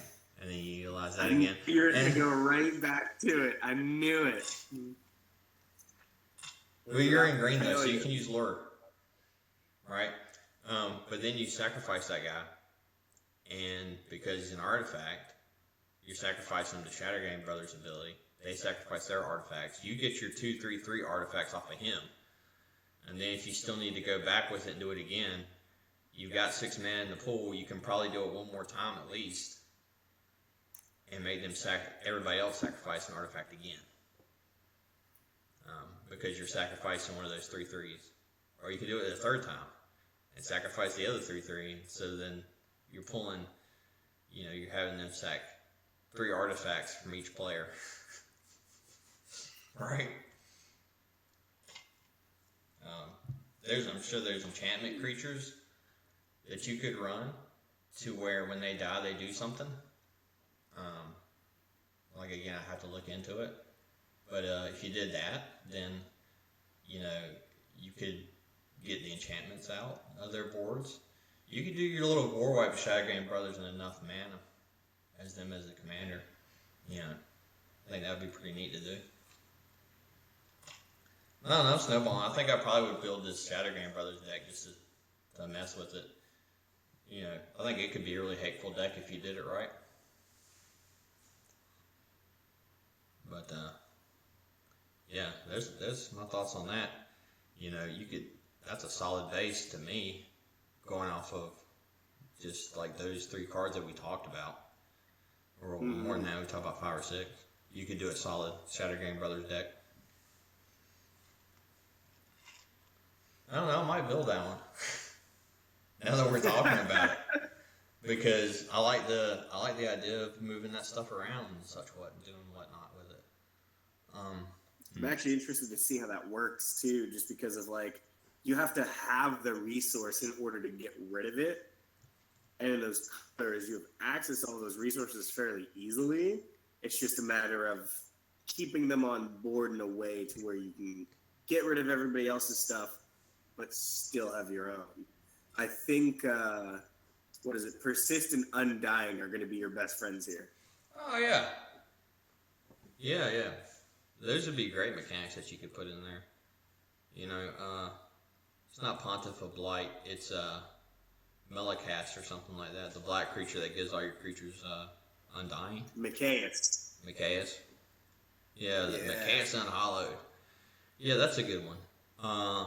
There's another one. It's from Ixalan, or Rivals of, I think it's Rivals of Ixalan.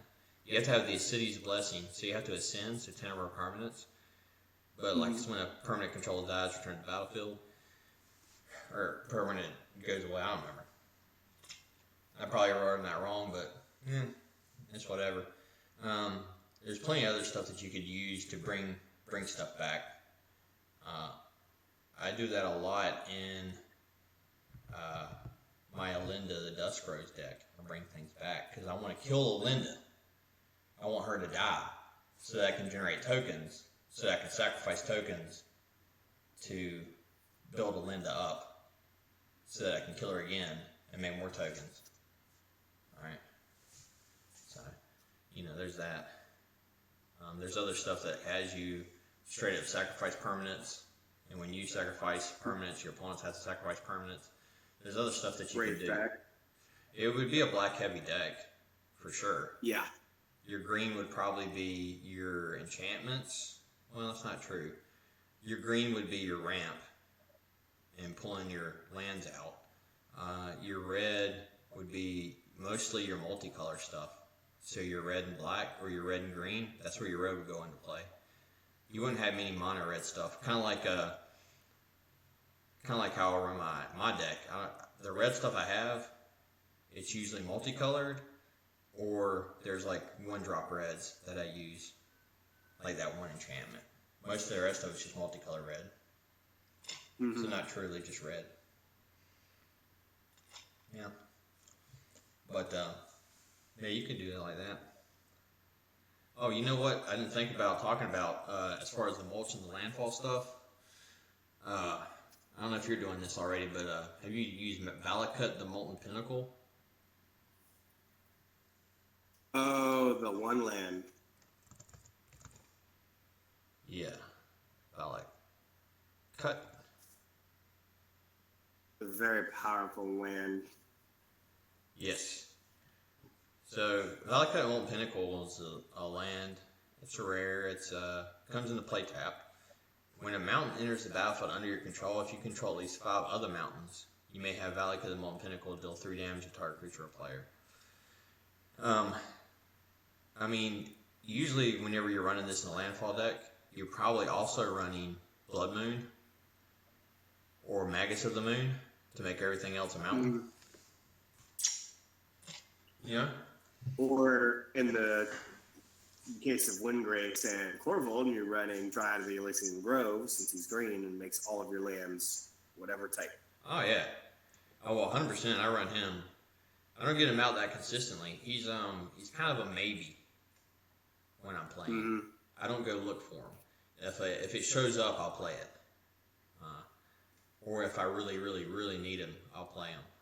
But you know what is great about that guy is that he's an enchantment. So you can sacrifice him to Shattergang Brothers. I knew you were gonna go there. Yeah.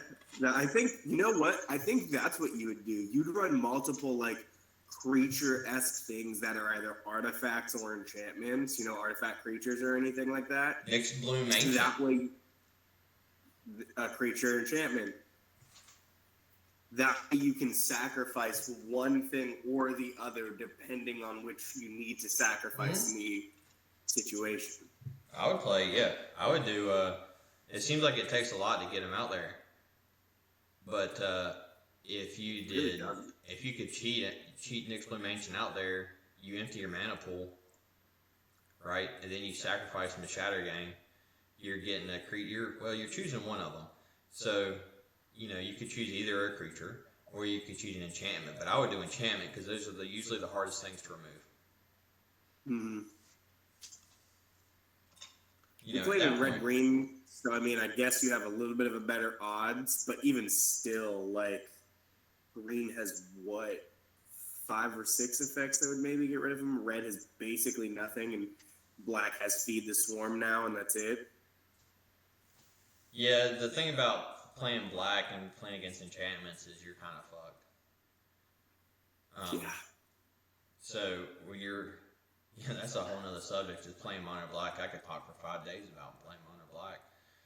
But if you pro tip, I'm not a pro at all, but I like saying pro tip, is that if you are trying to play against a lot of enchantments, or that's in your meta, and you're playing mono black, then you should just make people discard cards. Yeah. And if that's not the way you want to go, or you play Target and you steal all their shit so that you can have it for yourself. That's kind of what Target's for, is to steal their stuff. Or you do what I do, and I can't remember the name of the spell, but I'll play it quite a bit, is you Sadistic Sacrament is what it's called. Let me look this up real quick. I think that's the one. Yeah. So Sadistic Sacrament is 3 black pips, right? Sorcery, kicker 7. So you can pay additional 7 when you cast a spell. Search the target player's library for 3 cards and exile them. Then that player shuffles their library. If Sadistic Sacrament was kicked, instead search that player's library for up to 15 cards, exile them, then they shuffle. That's my answer for enchantments. So if I'm playing against a Bant player, right, and I'm not fast enough, I'll Sadistic Sacrament it. Because usually if I can't get around them and have options by the time I have 10 mana available, I'm in a bad spot, so I'll Sadistic Sacrament it and remove the rest of their enchantments from their deck. Because 15, is a pretty good chunk. It's a huge chunk of any strategy. Then you just Yawgmoth's Will it to play it again.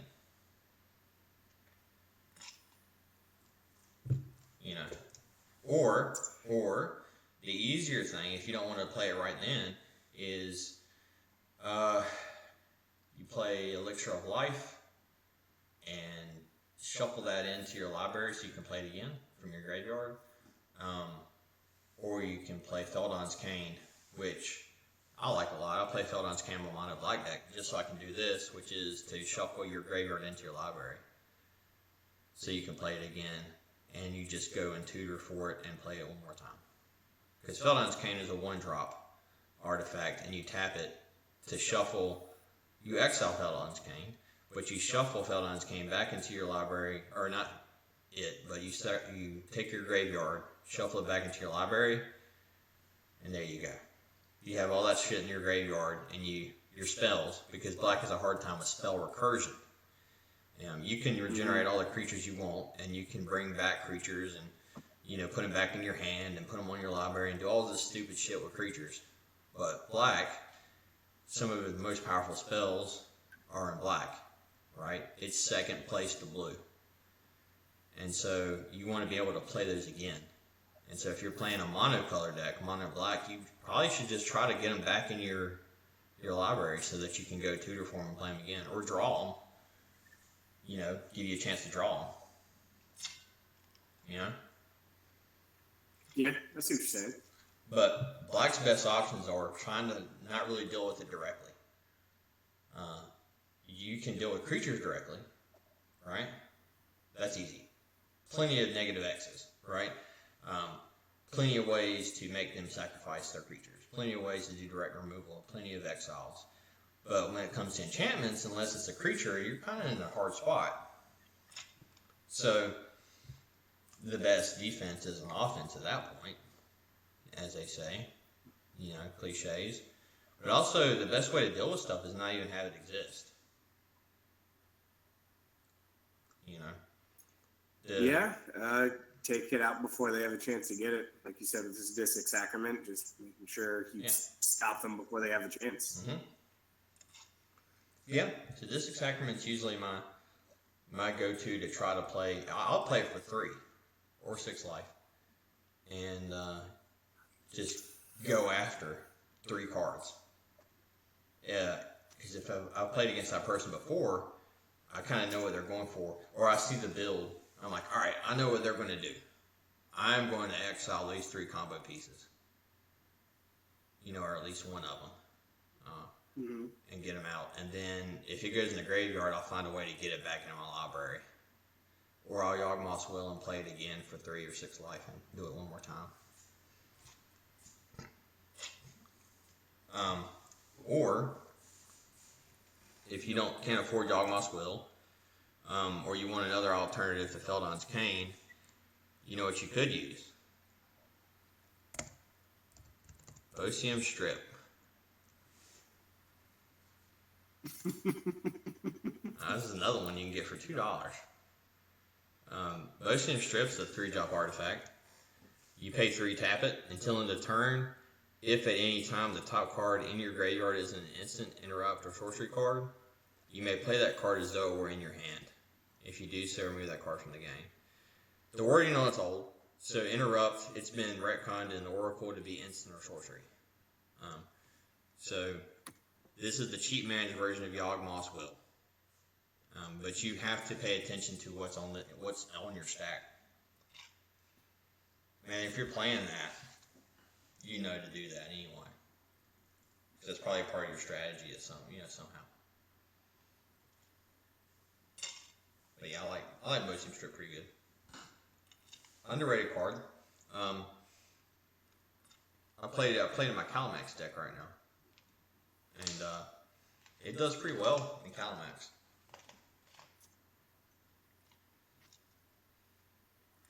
What do you think about mono colors and bringing stuff back? Like green, you have all kinds of ways to bring cards back from your graveyard and put them in your hand or on top of your library. Red does too, I'm pretty sure. Red's got a few, not many. I think, honestly, I know it's going to sound a little weird, I think white does it best. Like, right into black. Talking about white going back and getting cards from their graveyard? Like any card, not just creatures? Mm-hmm. Really?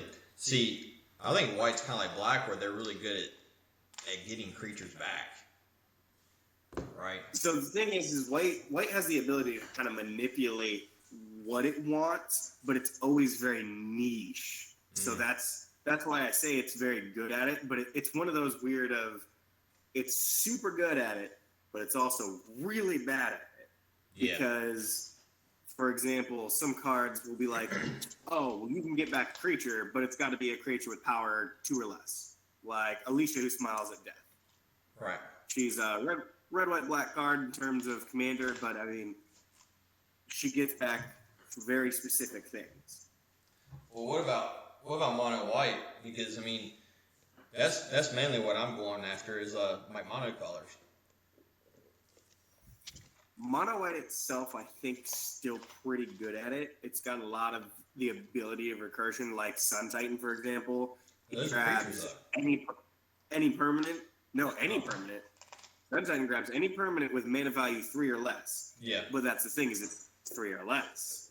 It's very powerful, so you can get your artifacts, your enchantments, lands. If for whatever reason you have lands in your graveyard, you can get all that stuff back. For spells, man, I can't think of anything off the top of my head right away. I don't think they do. But I know for exile stuff, you've got Pull from Eternity and some artifacts that are white based and can actually get some stuff. But it's the only color that can do that, which is grab anything from exile and put it back into your graveyard.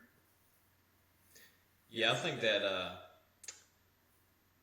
I think you're kind of limited as far as that goes.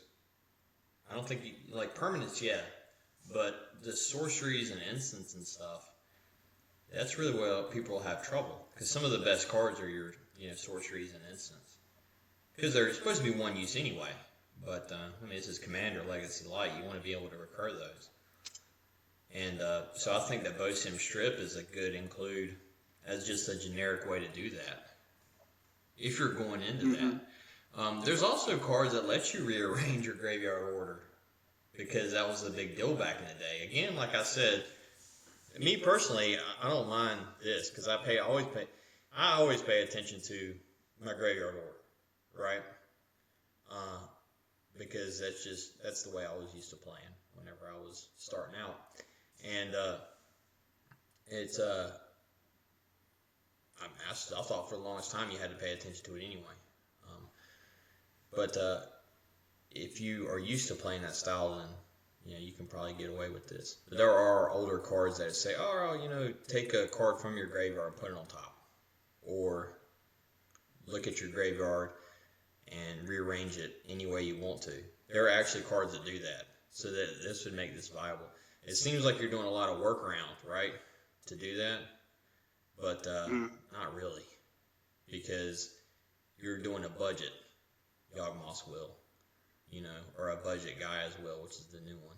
Gaia's was pretty cheap anyway, but that's something to think about if you're trying to recur some of these spells. But yeah, that's the only one. The spell slinging deck, the red, blue, and green Calamax is the only one I've used this in so far. I've got a couple copies though, so I'll try to fit it in some other things. But that's the only one that goes heavy into spell slinging, and I rely on Heaven Instants. You could also do cards of Retrace, which is what made me go back to the red, and then Jumpstart cards. To where you discard a card in addition to pay its mana cost. Retrace is you play it, and then at the beginning of your next upkeep, you play it again. And I can't remember the name of it, but red allows you to pull. Rebound. Huh? I think you mean Rebound for that. Oh, yeah, that's it. Rebound. Yeah, that's the one. I don't know. Retrace is something else. I don't know what that is. I don't know. But, yeah, Rebound. I think Retrace is the one where you pitch a land and then you can cast it again. Oh. No, that's it, yeah. Yeah, there's not many of those.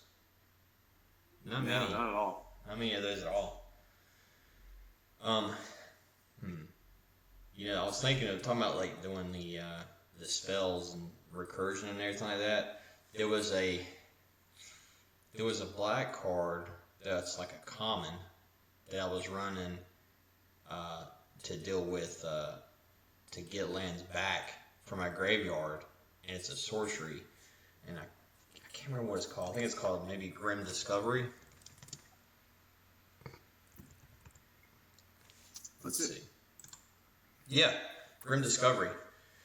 So going back to lands, and since we're on spells and recursion, if you're trying to build one of these land decks or landfall decks or sacrifice decks on a budget, Grim Discovery, I ran that for a while. It's a common. So one black and one colorless for sorcery speed. You choose one or both. Return target creature card from your graveyard to your hand. Return target land card from your graveyard to your hand. This is a solid card. And I think the only reason I've taken it out of some of the decks I've run it in is because I have stuff that does it better. But if you want that option and you're doing a budget build, this is an excellent card. But, yeah, because you get 2 for 1. That's really powerful, especially since it says one or both. Yeah. But, yeah, that's my last really niche pick for it. But, yeah, man, you got any other thoughts about it? About anything? Oh, not right now, but I think if we were to talk about this again, we could probably really pull something together. I'll tell you what, man. Make some changes to your windgrace deck. You know what I mean? And then we'll play it. We'll play it on one of these pods or whatever, or just play a game with it at some point and see how it goes. Or if you want to get back on here, we can have a big talk about it. We can do both. Bit of both. Try it out and then talk about it. But I think that'll do it for tonight, man. Hey, thanks for having this. Let me talk at you, I suppose. But hey, man, I'm always here. I'm always just chilling. I enjoy talks like this. Gets the magic thoughts flowing. Like now, apparently, you're going to be building a Shadow Brothers deck that I have to worry about. Oh yeah, I'll mess around with that. I think it'd be an interesting build. But yeah, I'll do it. Like, comment, and subscribe, but don't do the alerts because that's super annoying. I'll warn people on that one. Don't click the bell icon because it'll pop up on your phone, and I hate that myself. So don't do that one, and you'll probably miss the alerts anyway. But yeah, that'll do it. I'll go ahead and sign off, but all the boots that are artifacts are overrated. You can't change my mind about that. Take them out of your decks immediately.